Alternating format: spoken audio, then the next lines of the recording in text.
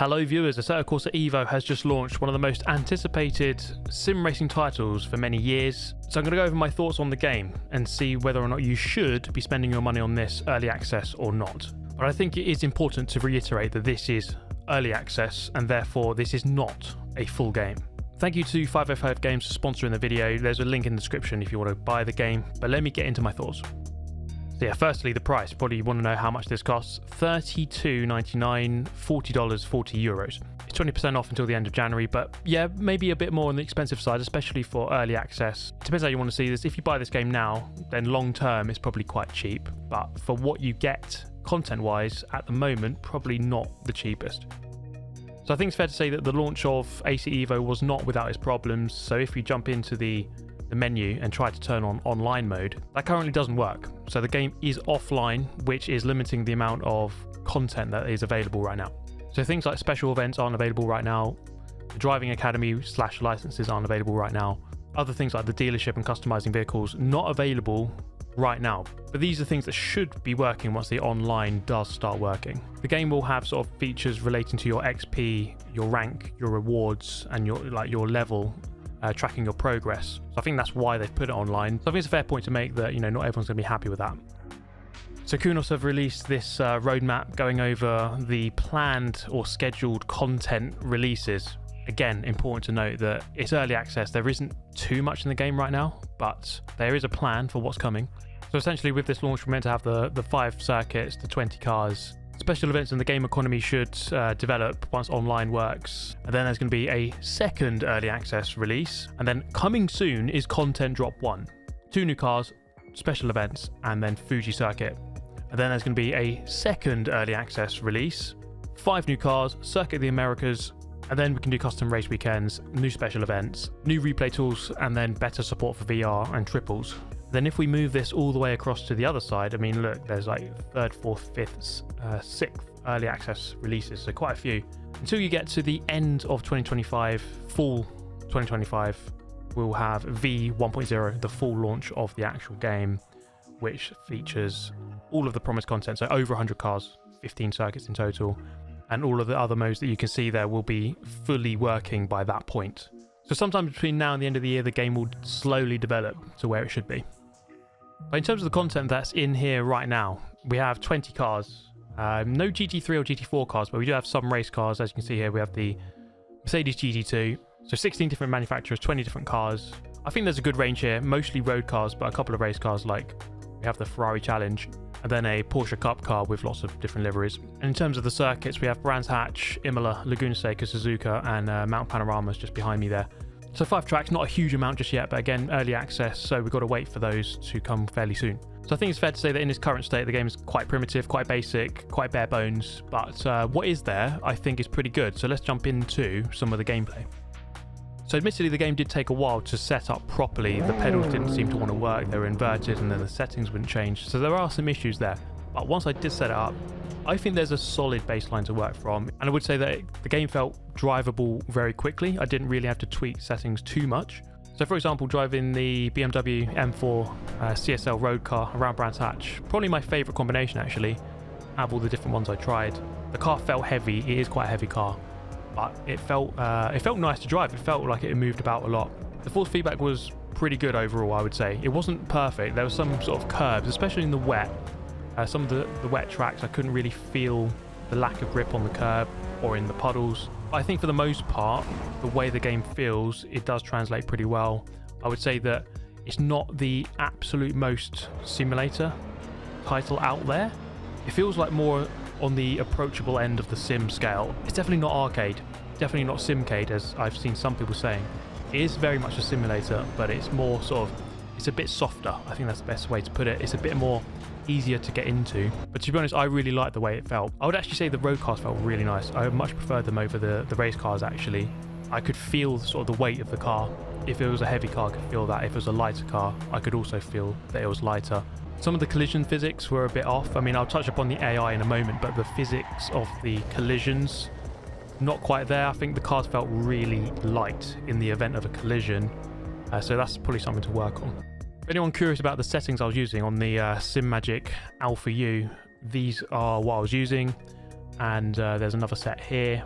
So I'll zoom in. So yeah, just copy those. And to be fair, those settings were pretty good.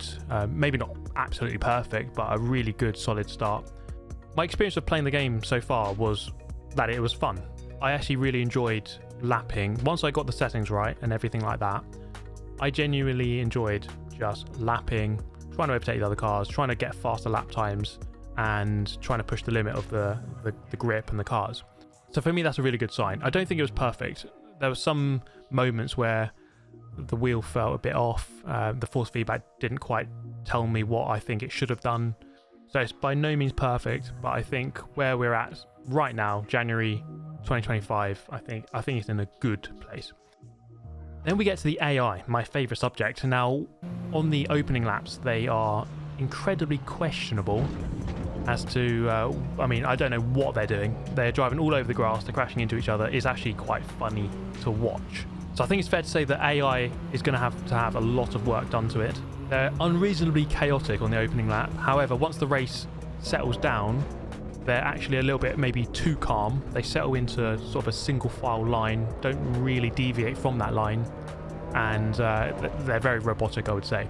When I was racing against them, I felt like I was able to bully them quite easily, just shove it up the inside. They would be scared off the racing line and they would give you the space no matter what. There were some occasions where they would drive into the back of you and kind of just spin you out and have not much awareness. So you do have to be wary of that though. And in terms of their speed, you can set it between 80 and 100%. Even on 100%, I would say that setting isn't quite fast enough. They're a little bit too easy to beat on that setting. So it is fair to say you can have a race against them, but it's not going to be the most engaging race. It's not going to be the most human-like race at all. So overall, the AI is definitely going to have a lot of work done to it, I would say, at this point. Then there's the dynamic time and dynamic weather. I think both of these are, again, quite primitive in terms of the settings that they allow. I think they work pretty well. Dynamic time, I did a race at Suzuka in the BMW M2. I ran it through from daytime through to the night, through to the day. It looked spectacular. It worked really well. On the 48 times fast forward option, it doesn't seamlessly go through each minute of the day. It kind of skips forward in like 8-minute intervals, so you do notice some jumps at that speed. Overall, the way that it did it, handled it well, and it looked spectacular. You know, when the sun reflects at the sunset hours and the sunrise hours, it looked really good. So I was very happy with how that came off. In terms of the wet weather, quite difficult to judge at this point. I would say that it definitely feels very wet. The curbs and the puddles are lethal, and as I touched upon earlier, it wasn't always easy to know if the car was losing grip. I don't know if I was always feeling that through the steering wheel. In terms of the way they've modelled the rain and the way it looks, I think it looks great. There wasn't perhaps some accuracy with some of the settings. You set it to scattered clouds and sometimes it would feel like an actual thunderstorm. But overall, a really solid start, I think, on dynamic time, dynamic weather. I find it quite tricky to know if this game is really good graphically or kind of average. I think it's a weird one, because I think if I look at this M2 in the garage, got nice reflections coming off the lights there.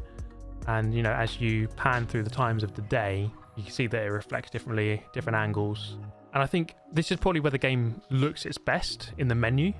When you load into the races, I don't think the cars look that sharp when they're in the races, but the game does look good. I think that's fair to say. I don't think it doesn't look bad, but I wouldn't say it looks excellent or 10 out of 10. I don't think we're quite there yet. If we jump inside the BMW M2, for example, I think the detail is really good. This was actually the car I drove for my first ever laps around the Nürburgring, the M2 CS. It looks familiar. I think the detail is great, but again, I think the sharpness isn't quite there. It's modelled well though. You know, when you flash the buttons, all these things are modelled pretty well. But what I would say is that the main thing with this kind of title, for me at least, is the gameplay and the physics and the way it feels. And let's say with multiplayer, when that finally arrives, the way that plays. Graphics are important, of course, but I don't think it's the priority for me at least. In terms of the frame rate, for the most part, it seemed to be fine. I set mine to a cap of 120 and it did run at that for the most part. There were some moments where you'd load in a lot of cars, and I think that is the main limiting factor. So if you go to Mount Panorama, you can have 34 cars. And if you set that to rain as well, that's where the game does struggle a bit. I wasn't getting a PowerPoint presentation at any point, but for sure, when you've got a lot of cars and they're all around you, then the frame rate does drop a bit. That's with a 4090 graphics card, so that, you know, that's quite, I would say, high-end graphics card that we're playing this with. So, you know, anything less than that, your PC might struggle. Yeah, quick word on the road ahead. Multiplayer and the Nürburgring. We're not sure exactly when multiplayer is going to arrive. I kind of hope it'll be in the next couple of months. But then we have the Nürburgring. Now, the Nürburgring open world expansion, obviously not in this early access version of Assetto Corsa EVO, but it is planned to arrive in the summer of this year, so a couple of months away at least. So that's something I think really cool to look forward to, and having driven there many times over the last couple of years, I think it'll be really cool to see, especially given that you can drive off-road and go on the grass and go wherever you want. So plenty to look forward to in the near future with this game. So to summarise, this is early access. I think that's all I can say really. It is early access. You're not going to have all the content you want. You can't expect too much. I think it's fair to say that the launch wasn't completely ideal. You know, it was a bit more delayed than it should have been. It was meant to come out at 3 p.m. Actually came out at like 6, 7 p.m. And then the online mode wasn't working and it hasn't been working for the first couple of days. However, it is definitely a solid beginning to AC EVO. I think there's a really good solid baseline from which to work from. Should you buy it? I mean, I think if you were planning to buy it eventually, then you probably should just buy it now because it's cheaper now. And if you are prepared to buy it right now, and I think, to be honest, you should, if you're into sim racing, I think this is going to be a really good title. Just be prepared that there's not all the content in the world just yet. Perhaps like the first Assetto Corsa, this is going to be a title which takes months or even years to really reach its full potential. But as we've touched upon, it's early doors yet. We're going to have to be patient. If you have any questions, please do ask below. I shall see you next time. Thanks for watching. Goodbye.